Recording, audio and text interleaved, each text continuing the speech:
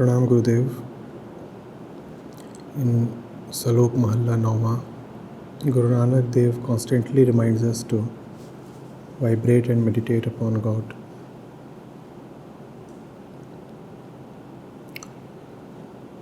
Is Guruji indicating us to totally surrender to the Absolute and dance to the tunes of consciousness with joy by praising the Lord.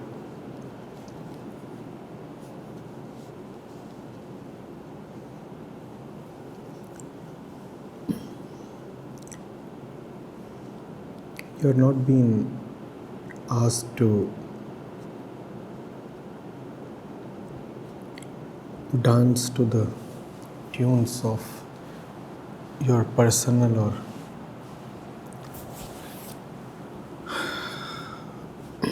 current consciousness. The consciousness as such is being sought to be elevated.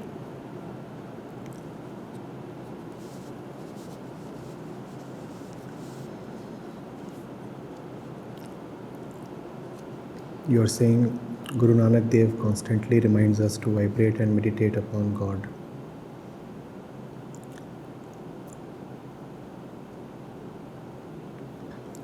So he is asking you to fundamentally change. He is not just adding another activity to your portfolio.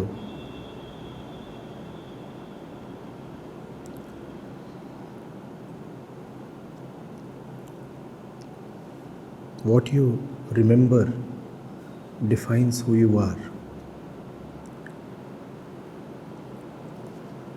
Guru Sahib is addressing your very definition.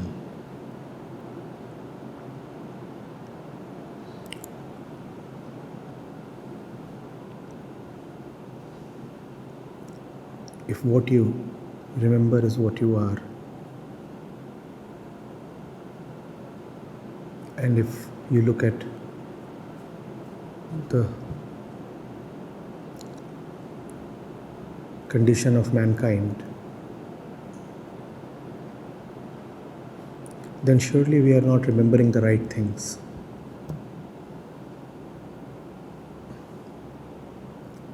We are divided, violent,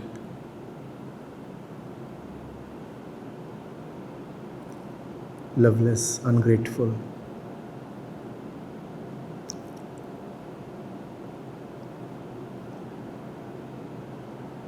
If such is the state of our being,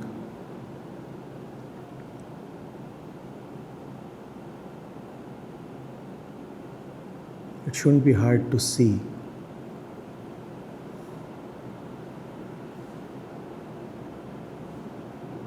what we usually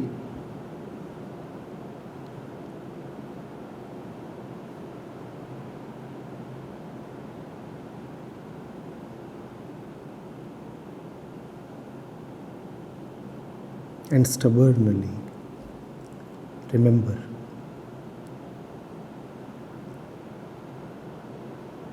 Can you be full of revenge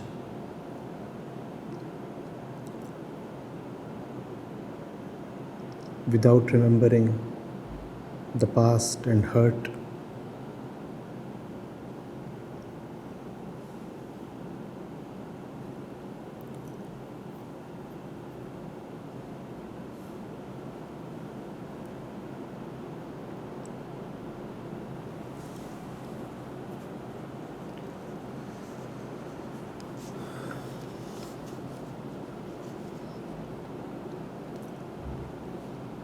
Can you be full of fear and doubt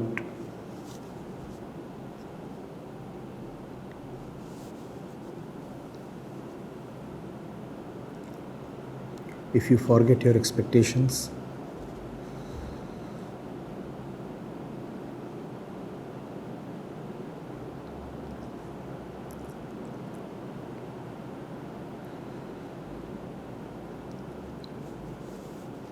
So, it is important to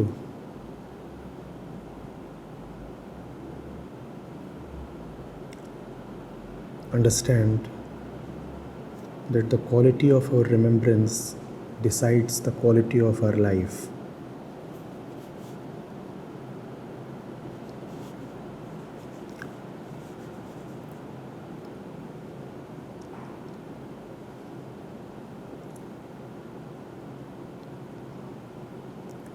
That which is running around in the mind is not incidental.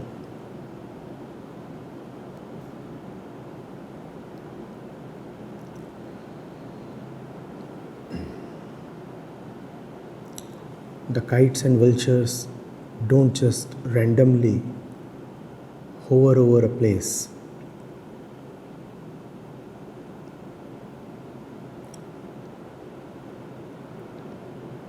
If they are hovering over a place, there is something dying there.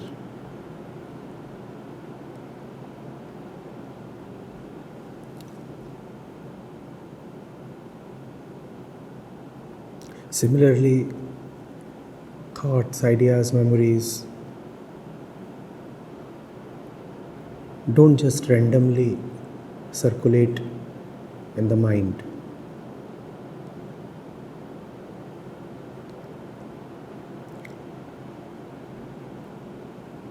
If they are there in the mind, then there is something in the center of the mind that is attracting them. Remove the dead or dying mass. Would the vultures still be interested? Remove what is there at the center of the mind. Would the memories still hang around?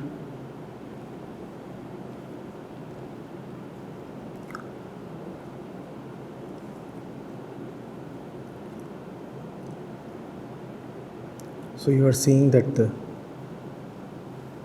content of the mind is decided by the center of the mind.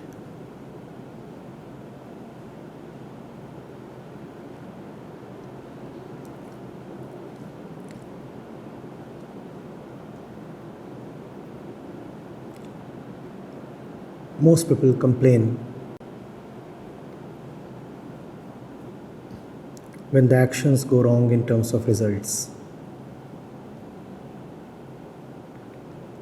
Some people complain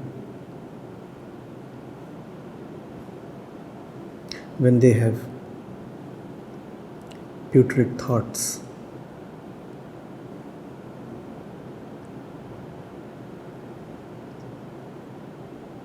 But very few people complain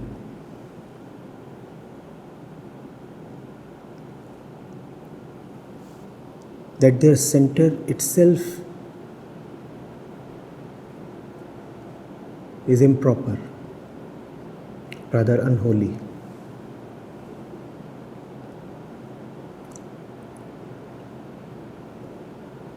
We just tend to ignore the fact that the center of mind will decide the content of the mind, and the content of the mind will surely translate into action. There is no point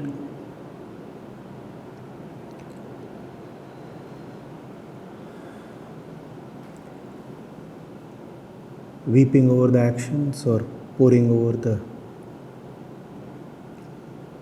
mind stuff if you do not want to address the most fundamental issue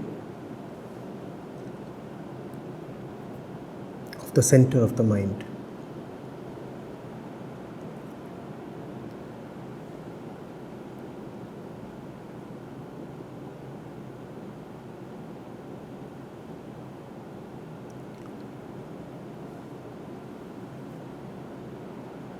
Rotting flesh is lying over somebody's house on the terrace. And so all kinds of crows, eagles, vultures,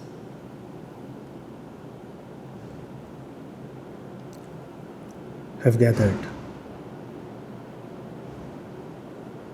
And since they have gathered, the terrace is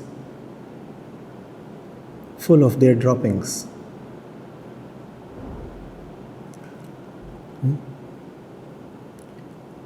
And our man is complaining that the terrace has been spoiled by bird droppings. He wants to stay blind to the fact that first of all there is a large dead mass of flesh lying on the terrace. He won't complain about that. He's saying, oh, because there are birds, so they have dirtied the terrace. He will not want to ask, let alone answer, why the birds are there in the first place. What draws the birds to your terrace? You want to complain about the last thing, the droppings of the bird. Similarly, man wants to complain about how his actions are. Not even that. We complain about how the world is reacting to us.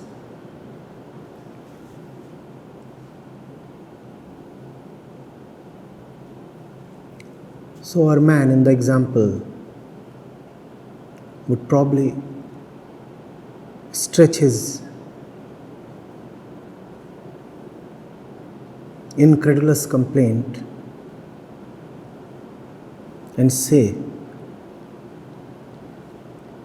that the neighbors are all vengeful and are needlessly complaining that a stink is arising from his terrace.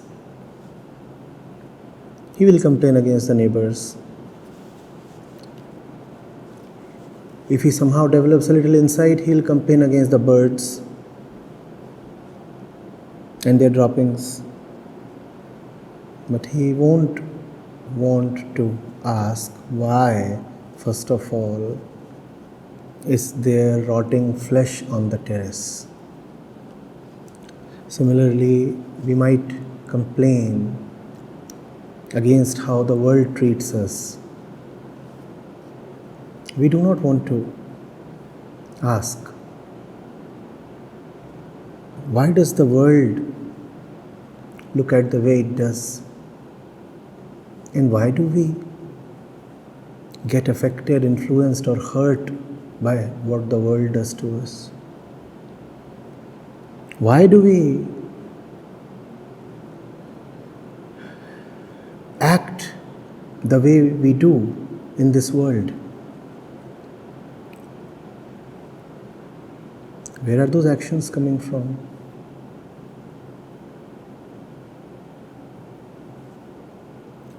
A fellow will say, well, I'll think over it.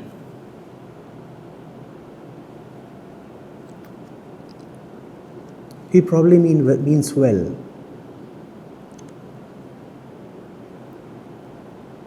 But does he want to honestly inquire where his thoughts come from? Using thoughts, he wants to investigate the entire world.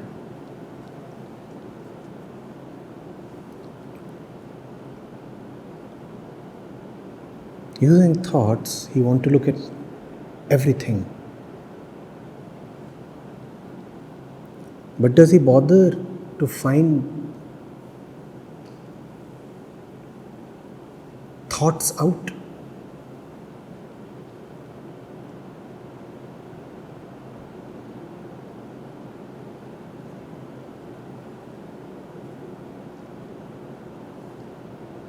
Can you think thoughts out?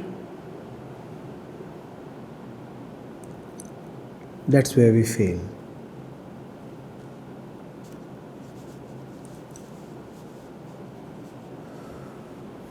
The saints keep it simple.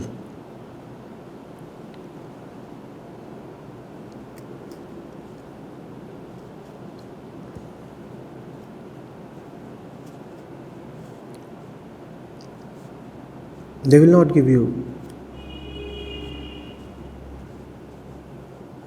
a code of conduct. Do this, do not do this. They address the central point. They push the one key button.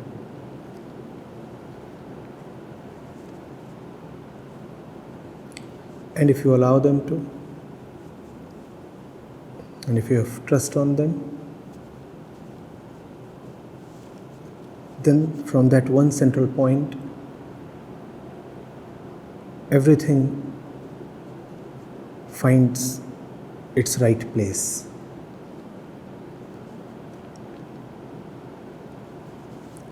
Guru Sahib is saying, remember God.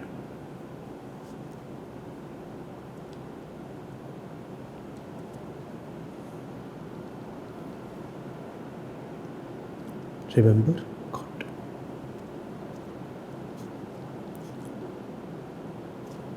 Done. Seems simple, seems easy.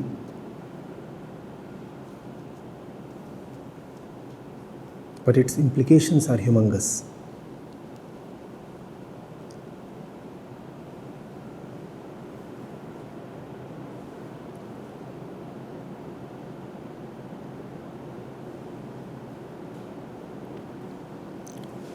God is not miscible with our usual mind stuff. God cannot coexist with greed or suspicion or violence or darkness. Therefore, the moment you are asked to remember God, there is a lot that you are being asked to forsake.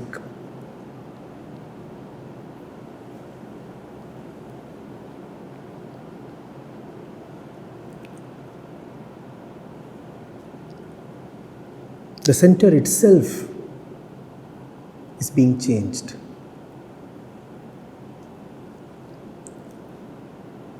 You cannot remember God just coolly being yourself.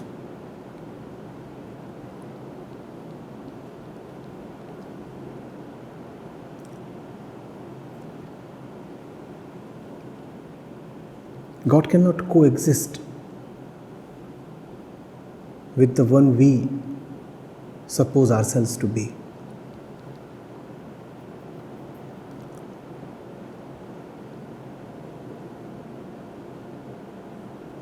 God comes in, rubbish goes out, and rubbish has a very simple spelling.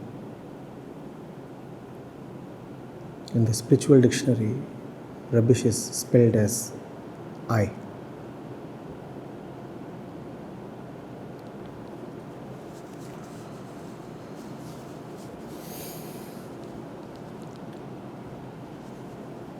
It's good that students are innocent.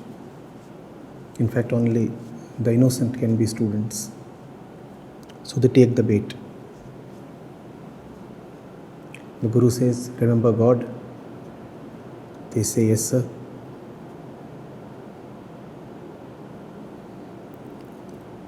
But this simplest method, this straightforward instruction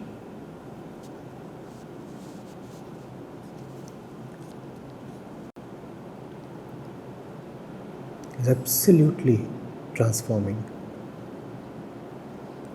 You can't even say that it changes your life.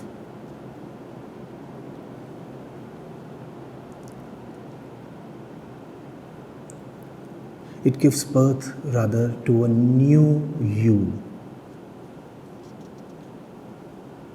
The old you would remember himself. The new you has forgotten himself and remembers God.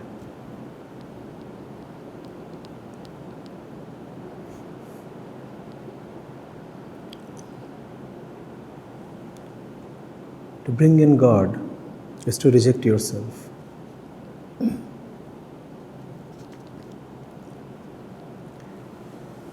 And that's why it is quite difficult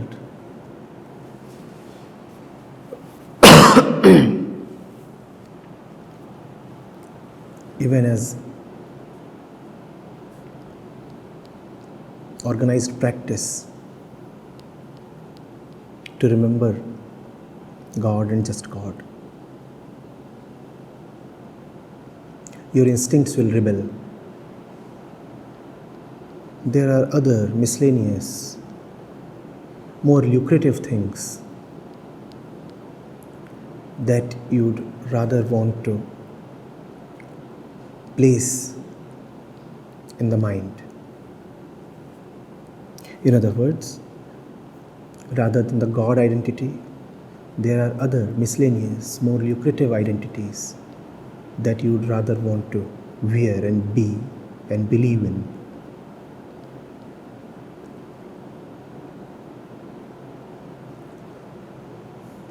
Remember God. If you remember God, you are nobody. Because God is big. Occupies all the space. Remember God, you are nobody and nothing else can be remembered. But the body and the brain are conditioned. And conditioning is deep-rooted remembrance.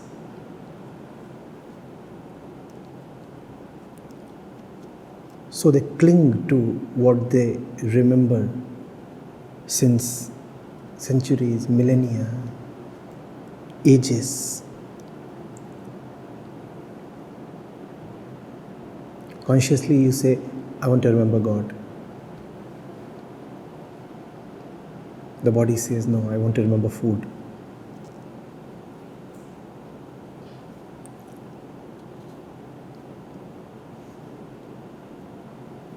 I want to remember pleasure.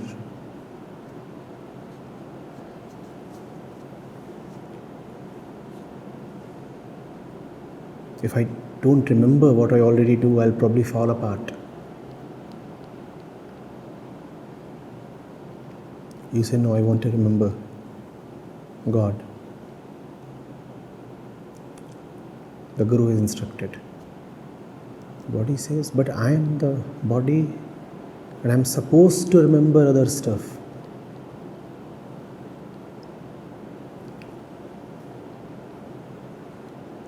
Where is comfort? Where is money? Where is luxury?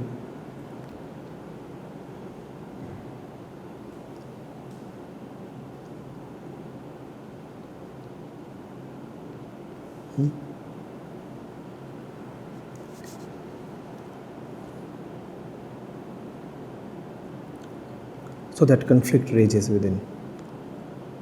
And now it depends on you.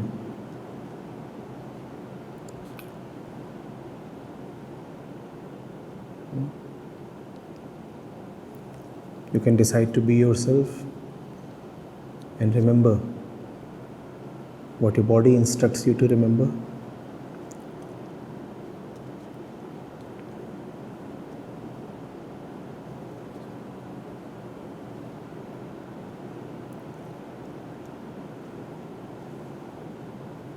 And you'll have a valid argument if you decide to remember what the body suggests to you. The body is old, very old.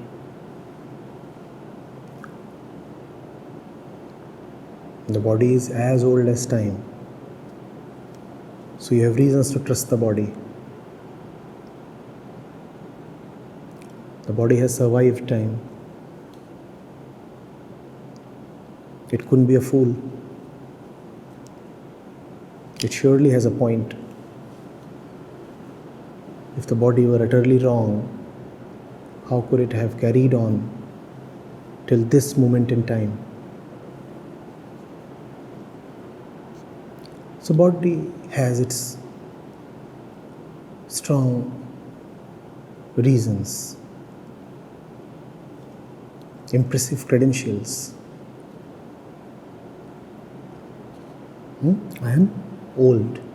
I have passed the test of time. I have survived time. Listen to me.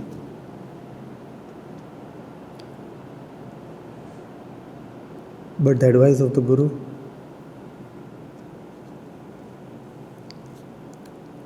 that is not old. That is not as old as time. That is timeless.